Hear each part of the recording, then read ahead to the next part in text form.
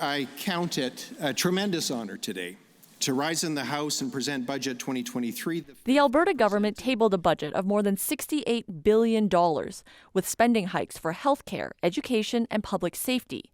It's also projecting a surplus of $2.4 billion for next year, after already reaping one in the current year. We're running a surplus thanks to very high energy prices, a very significant surplus in the current fiscal year. The budget's on a knife's edge, very carefully balanced. And if oil prices even just move a few dollars lower than planned, then we might be back into a deficit position. So the budget was really focused on the next 90 days.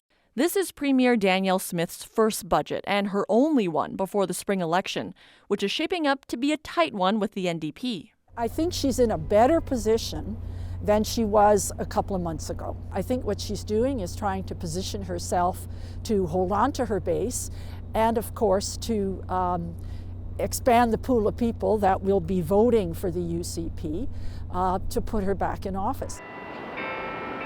The province is also creating a new fund where surpluses will now go, starting with a $1.4 billion expected to be available just weeks before the election campaign begins.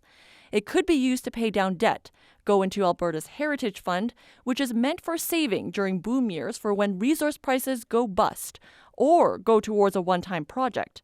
The finance minister refused to call it a slush fund.